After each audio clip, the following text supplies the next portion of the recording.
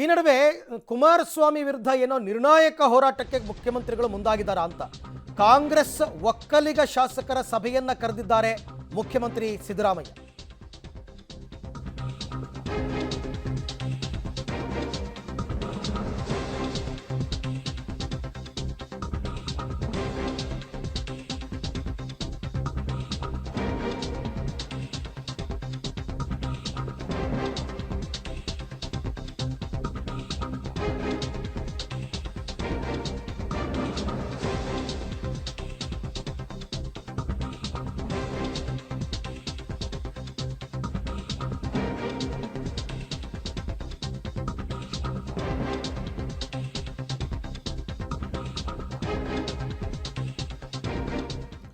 ಲೋಕಸಭೆ ಚುನಾವಣೆ ಹೊತ್ತಲ್ಲಿ ಮಾಜಿ ಪ್ರಧಾನಿ ದೇವೇಗೌಡರು ಮತ್ತು ಕುಮಾರಸ್ವಾಮಿ ಕುಟುಂಬದ ವಿರುದ್ಧ ನಿರ್ಣಾಯಕ ಸಮರ ಸಾರಿದ್ದಾರಾ ಮುಖ್ಯಮಂತ್ರಿ ಅಂತ. ಯಾಕೆಂದ್ರೆ ಕಾಂಗ್ರೆಸ್ನಲ್ಲಿ ಗೆದ್ದಂತಹ ಒಕ್ಕಲಿಗ ಶಾಸಕರ ಸಭೆ ನಡೆಸೋದಕ್ಕೆ ಮುಂದಾಗಿದ್ದಾರೆ. ಎಲ್ಲ ಒಕ್ಕಲಿಗ ಶಾಸಕರನ್ನ ಒಟ್ಟುಗೂಡಿಸೋದಕ್ಕೆ ಚಲುವರಾಯಸ್ವಾಮಿ ಅವರಿಗೆ ಒಂದು ಟಾಸ್ಕ್ ಅನ್ನು ಮುಖ್ಯಮಂತ್ರಿಗಳು ಕೊಟ್ಟಿದ್ದಾರೆ. ಇವತ್ತು ವಿಧಾನಸೌಧದಲ್ಲಿ ಮಧ್ಯಾಹ್ನ ಭೋಜನದ ಬಳಿಕ ಒಕ್ಕಲಿಗ ಕಾಂಗ್ರೆಸ್ ಶಾಸಕರ ಸಭೆಯನ್ನ ಕರೆದಿದ್ದಾರೆ. ಇಲ್ಲಿ ಎರಡು ವಿಚಾರಗಳಿದೆ.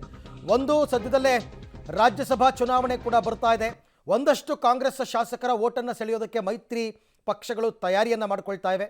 ಅದು ಯಾವ ರೀತಿ ಬೇಕಾದರೂ ಆಗಿರ್ಬೋದು. ಜಾತಿ ಕಾರ್ಡನ್ನು ಪ್ಲೇ ಮಾಡಿ ಕುಮಾರಸ್ವಾಮಿ ಅವರು ಕರಿಬೋದು.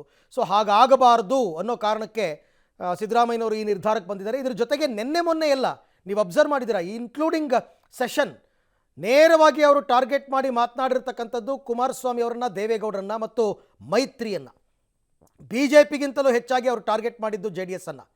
ಅದರಲ್ಲೂ ಶಿಕ್ಷಕರ ಸಂಘದ ಚುನಾವಣೆಯ ಬಳಿಕ ಅವರು ಏನು ಟ್ವೀಟ್ ಮಾಡಿದ್ರು ಅಲ್ಲೂ ಕೂಡ ಅವರು JDSನ ಜಾತ್ಯತೀತ ಮುಖವಾಡ ಕಳಚಿ ಬಿದ್ದಿದೆ ಅಂತಕ್ಕಂಥ ಮಾತನ್ನು ಆಡಿದರು.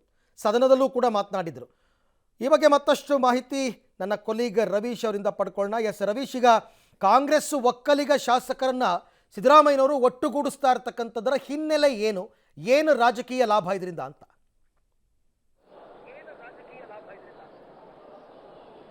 ಅರವಿಂದ್, ಪ್ರಮುಖವಾಗಿರ್ತಕ್ಕಂಥದ್ದು ಆ ಒಂದು ದೇವೇಗೌಡರ ಕುಟುಂಬದ ವಿರುದ್ಧ ಕಡೆ ಸಮರ ಅಂತನೋ ಅಥವಾ ಬೇರೇನೋ ಗೊತ್ತಿಲ್ಲ, ಆದರೆ ಸಿದ್ದರಾಮಯ್ಯನವರು ರಾಜಕೀಯ ತಂತ್ರಗಾರಿಕೆಯನ್ನ ಮುಂದುವರಿಸಿದ್ದಾರೆ.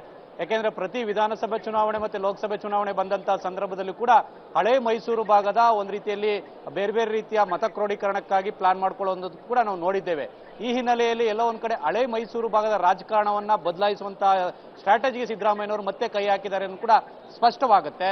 ಯಾಕೆಂದ್ರೆ ಈಗಾಗಲೇ ಸಿದ್ದರಾಮಯ್ಯನವರು JDSನ ವಿರುದ್ಧ ತಿರುಗಿ ಬಿದ್ದಿದ್ದಾರೆ. ನಿನ್ನೆಯಿಂದನೂ ಕೂಡ ಆ ಒಂದು ಪ್ರಯೋಗವನ್ನ ಮಾಡ್ತಾ ಇದ್ದಾರೆ. ಯಾಕೆಂದ್ರೆ ನಿನ್ನೆ ಆ ಒಂದು ಮೈತ್ರಿ ಅಭ್ಯರ್ಥಿ ಸೋತ ನಂತರ, ಅಂದ್ರೆ ಆ ಬೆಂಗಳೂರು ದಕ್ಷಿಣ ಶಿಕ್ಷಕರ ಕ್ಷೇತ್ರದಲ್ಲಿ ಮೈತ್ರಿ ಅಭ್ಯರ್ಥಿ ಸೋತ ಬಳಿಕ ಒಂದು ಸ್ಟೇಟ್ಮೆಂಟ್ ಮಾಡ್ತಾರೆ ಸಿದ್ದರಾಮಯ್ಯನವರು. ಲೋಕಸಭಾ ಚುನಾವಣೆ ಆದ ಮೇಲೆ ಕುಮಾರಸ್ವಾಮಿ ಮತ್ತೆ ದೇವೇಗೌಡರ ಕುಟುಂಬ ಕೇಸರಿ ಶಾಲನ್ನ ಕಿತ್ತೆಸೆದು ಹೊರಗಡೆ ಬರ್ತಾರೆ ಅಂತ. ಅದಾದ ಬಳಿಕ ಇವತ್ತು ವಿಧಾನ ಪರಿಷತ್ನಲ್ಲೂ ಕೂಡ JDS ಅಲ್ಲ, ಅದು JDC ಮಾಡ್ಕೊಳ್ಳಿ, ಅಂದ್ರೆ JDS ಅಂದ್ರೆ ಜನತಾದಳ ಕಮ್ಯುನಲ್, ಅದು ಜನತಾದಳ ಸೆಕ್ಯುಲರ್ ಅಲ್ಲ ಅಂತ ಕೂಡ ಒಂದ್ ರೀತಿಯಲ್ಲಿ ವಾಗ್ದಾಳಿ ನಡೆಸ್ತಾರೆ. ಈಗ ಮತ್ತೆ ಇವತ್ತು ಮಧ್ಯಾಹ್ನ 2:30 ಆ ಒಂದು ಸಿದ್ದರಾಮಯ್ಯನವರು ಕಾಂಗ್ರೆಸ್ನ ಒಕ್ಕಲಿಗ ಶಾಸಕರ ಸಭೆಯನ್ನ ಕರೆದಿರ್ತಕ್ಕಂಥದ್ದು. ಚಲುವರಾಯಸ್ವಾಮಿ ಅವರಿಗೆ ಆ ಜವಾಬ್ದಾರಿಯನ್ನ ಕೊಟ್ಟಿದ್ದಾರೆ. ಮಧ್ಯಾಹ್ನ ವಿಧಾನಸೌಧದಲ್ಲಿ ಭೋಜನ ಕೂಟ ಆದ ಬಳಿಕ ಆ ಒಂದು ಶಾಸಕರ ಸಭೆಯು ಕೂಡ ನಡೆಯುತ್ತೆ. ಪ್ರಮುಖವಾಗಿರ್ತಕ್ಕಂಥದ್ದು ಎರಡು ಸಂದೇಶವನ್ನ ಸಿದ್ದರಾಮಯ್ಯನವರು ರವಾನೆ ಮಾಡೋದಕ್ಕೆ ಪ್ಲಾನ್ ಮಾಡ್ಕೊಂಡಿದ್ದಾರೆ ಅಂತ.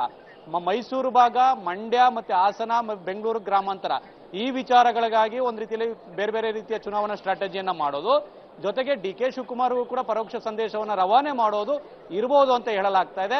ಹಾಗಾಗಿ ಸಭೆಯ ಬಳಿಕ ಸ್ಪಷ್ಟತೆ ಗೊತ್ತಾಗುತ್ತೆ. ಏನೆಲ್ಲ ಸೂಚನೆಯನ್ನ ಆ ಒಂದು ಒಕ್ಕಲಿಗ ಸಮುದಾಯದ ಶಾಸಕರಿಗೆ ಕೊಡ್ತಾರೆ ಅನ್ನೋದು ಕೂಡ ಕಾದ್ ನೋಡ್ಬೇಕಾಗುತ್ತೆ. ಒಂದಂತೂ ಸತ್ಯ, ಈ ಸಲ ಏನೇ ಇದ್ರೂ ಕೂಡ ಇದು ಕಡೆ ಸಮರ, ಕಡೆ ಆಟ ಅನ್ನೋದನ್ನು ಕೂಡ ಸಿದ್ದರಾಮಯ್ಯನವರು ಗೊತ್ತಿರಬಹುದು. ಆ ಕಾರಣಕ್ಕೋಸ್ಕರವಾಗಿಯೇ JDS ವಿರುದ್ಧ ಈ ರೀತಿಯ ಸ್ಟ್ರಾಟಜಿಗಳನ್ನ ಮಾಡ್ತಾ ಇರ್ತಕ್ಕಂಥದ್ದು ಅಂತ ಸ್ಪಷ್ಟವಾಗಿ ಹೇಳ್ಬೋದು. ಅರವಿಂದ್, ಹಾಗಾದ್ರೆ ಇವತ್ತಿನ ಸಭೆಯಲ್ಲಿ ರವೀಶ್, DK ಶಿವಕುಮಾರ್ ಅವರು ಭಾಗಿಯಾಗ್ತಾ ಇಲ್ವಾ?